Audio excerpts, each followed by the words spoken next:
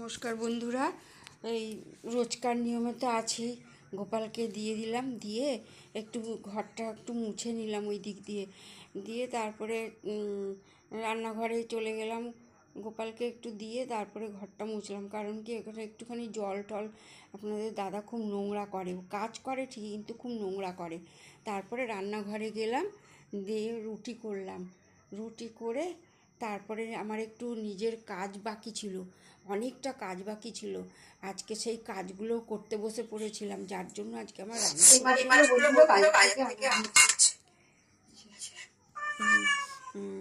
এই মাছগুলো আনা হয়েছিল, রেখে দেওয়া হয়েছিল, ফ্রিজে ছিল। তো আজকে করেছি। আর আজকে আমার রান্না করতে 2টো বেজে গেছে। আপনাদের দাদাও এসে পড়েছিল, এসে সব করা শুরু করে দিয়েছিল। তো রান্না করতে 2টো বেজে গেছে। আর সেই মাল ছিল, সেই মালগুলো কমপ্লিট হয়নি, নিতে আসবে, যার জন্য তো মাছগুলো, অতগুলো মাছ কাটতেও সময় লাগছিল। তো কিচ্ছু করার নেই, একা হাতে না সব দিকে সামলানো যায় না, মালও করতে হয়, আবার এই রান্নাবাড়ি, আবার ঘর দুয়ারও দেখতে হয়, সব কিছুই করতে হয়, কিছু করার নেই। তো 2টো, 2:30, 3টে বেজে যাচ্ছে দুজন মানুষের খেতে খেতে। তো ওই মাছ দিয়ে একটু পালং শাকের ঝোল করলাম। রোজ তো এমনি নিরামিষ করি, আজকে একটু ওই পালং শাকের ঝোলের মধ্যে একটু মাছ দিয়ে দিয়েছি, খুব টেস্ট লাগে, আপনারা করে খাবেন, খুব টেস্টি। আর ওই খয়রা মাছগুলো ভেজে নিচ্ছি, ওগুলো শিম, আলু, বেগুন, একটু কচু, একটু বিনস দিয়ে করেছি, পেঁয়াজ দিয়ে, ধনেপাতা দিয়ে করেছি, খুব টেস্ট লাগে এই মাছগুলো, এত স্বাদ। ছোটো মাছগুলো বড় মাছের থেকে ছোটো মাছের স্বাদ বেশি। আমার বর শুধু ছোটো মাছ খেতে চায়, কিন্তু ছোটো মাছ কুটতে কত ঝামেলা বলুন তো। আপনারা নিশ্চয়ই জানেন যে ছোটো মাছ কাটতে কত সময় লাগে, সেই সময়ের মধ্যে অন্য অন্য কাজ হয়ে যায় এত। আর ওই 2 রকমের মাছ কাটতে গিয়ে কত বেলা যে হয়ে গেছে, তার মধ্যে বেড়াল যা জ্বালাতন করছে, মানে বেড়ালকে তাড়াবো না মাছ কাটবো, অসম্ভব জ্বালাতন করছে বেড়াল। এইরকম যন্ত্রণা ঝামেলার মধ্যে দিয়ে কাজ করতে হয় সকালবেলা। আপনাদের দাদা যতক্ষণ থাকে ততক্ষণ বেড়ালটাকে তাড়ায়, তারপরে তো বেড়ালটা এই যে এসে ঢোকে, আমার তো মানে অসহ্য হয়ে যায়। আমি একবারে কাজ করতে করতে কি বলবো, বেড়াল তাড়াবো নাকি রান্না করব নাকি মাছ কাটবো, এইরকম জ্বালা যন্ত্রণা।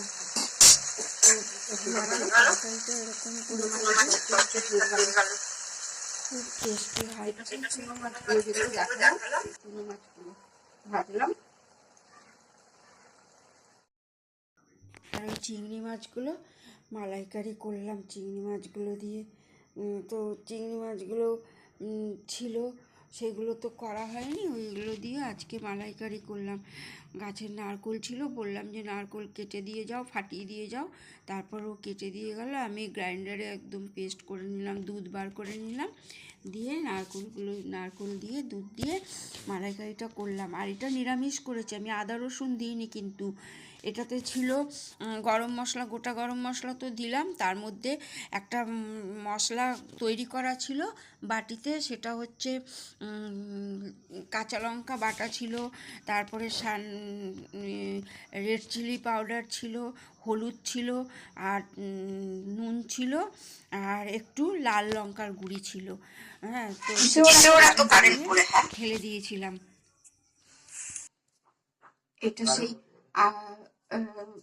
চাপিলা খয়রার তরকারি, এটা সব সবজি দিয়ে, এটা চিংড়ির মালাইকারি, আর এটা হচ্ছে পালং শাকের ঝোল, একটু মাছ দিয়ে করেছি আজকে। এটা ভালো লাগলে লাইক, কমেন্ট, শেয়ার করে দেবেন। গুড ইভিনিং বন্ধুরা, এই যে আমার বর চা করে দিয়ে গেল, আর এই যে বিস্কুট নিয়ে বসেছি, চা বিস্কুট খাচ্ছি, আর এই যে মাল করছি সেলাই, এই যে ব্লাউজ দিয়ে গেছে মালিক, এই ব্লাউজ করছি। দেখুন, বসে থাকি না, সারাক্ষণ কাজ করতেই আছি, কিছু না কিছু করি, আমার বসে থাকতে ভালো লাগে না, আমি বলেছি না। তো আমি ঘরে বসে একটু কাজ করতে ভালোবাসি, ক্ষতি কি আছে, মালিক যখন দিয়ে যাচ্ছে, নিয়ে যাচ্ছে বাড়িতে এসে, তাহলে না করার তো কিছু নেই, তাই না বন্ধুরা? আমি এখন একটু চা খেয়ে নিই। গুড ইভিনিং, এখন তো ইভিনিং হয়েছে, একটু চা খেয়ে নিই, বাই। নমস্কার, শুভরাত্রি।